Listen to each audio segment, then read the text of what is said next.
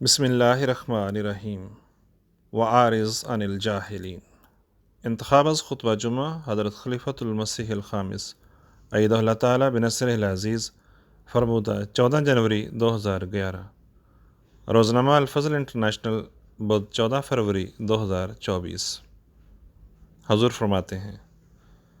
خذ العفو وامر بالعرف وعارض عن الجاہلین۔ عفو اختیار کر اور معروف کا حکم دے اور جاہلوں سے کنارہ کشی اختیار کر۔ حضرت صلی اللہ علیہ وآلہ وسلم کے بارے میں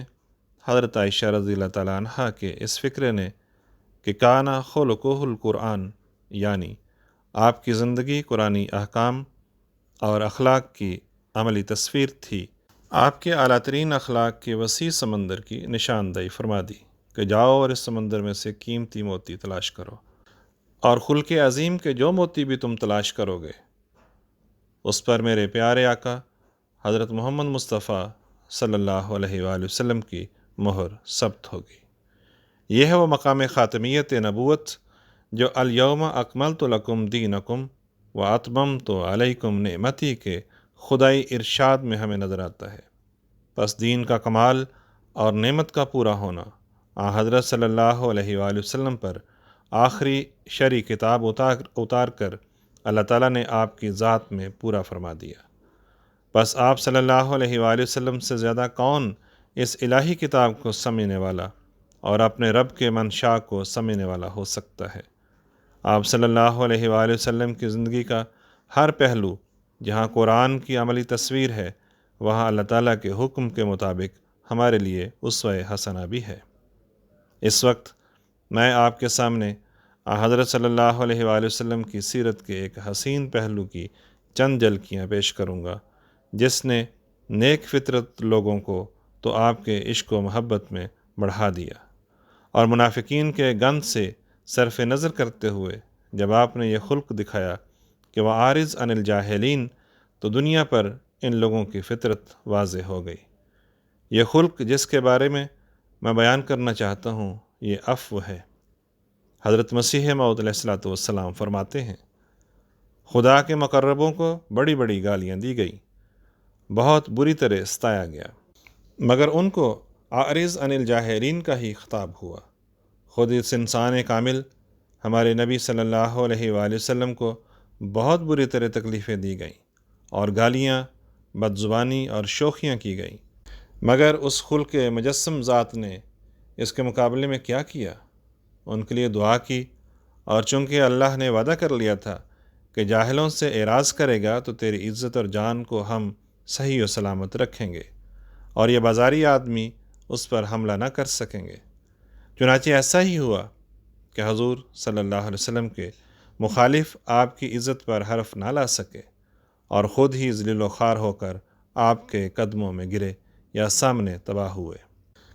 کہنے کو تو یہ ایک عام سی بات ہے، لیکن مسلسل ظلموں سے خود بھی اور اپنے صحابہ کو بھی گزرتے ہوئے دیکھنا، اور پھر جب طاقت آتی ہے تو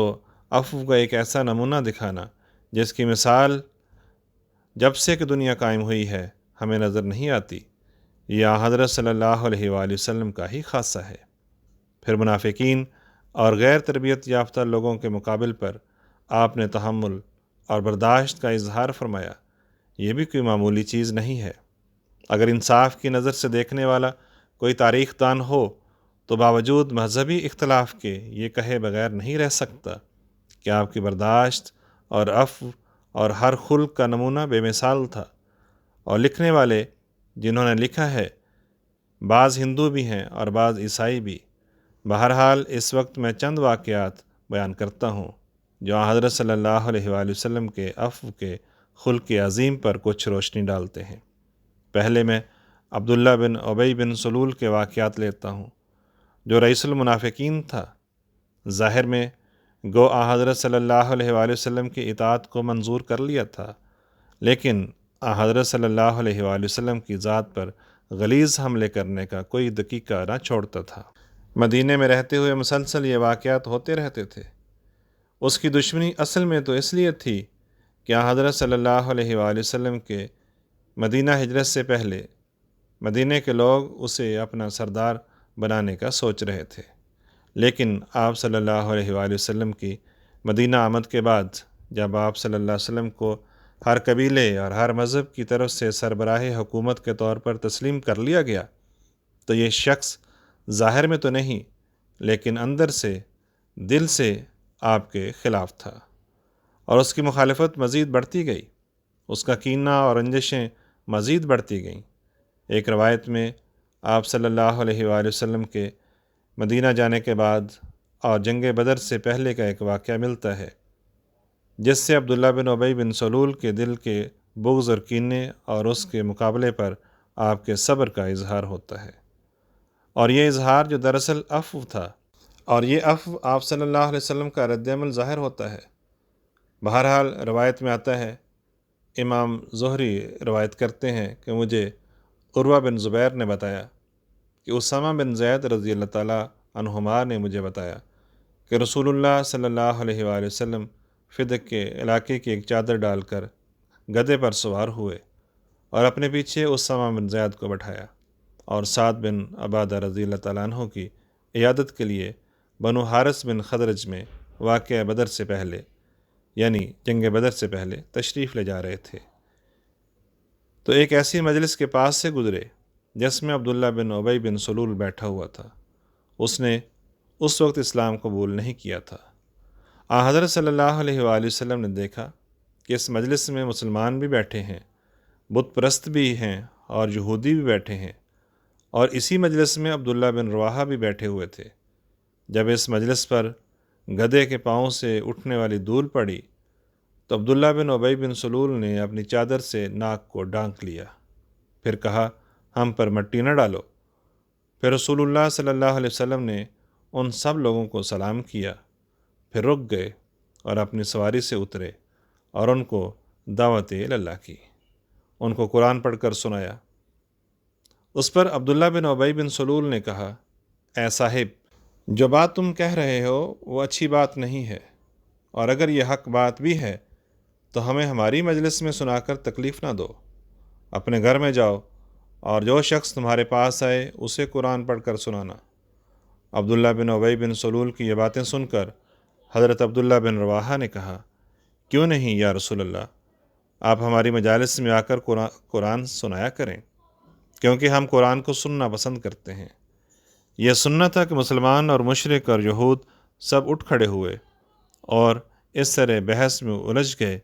کہ لگتا تھا کہ ایک دوسرے کے گلے پکڑ لیں گے۔ حضرت صلی اللہ علیہ وآلہ وسلم ان کو مسلسل خاموش کرواتے رہے اور وہ چپ ہو گئے۔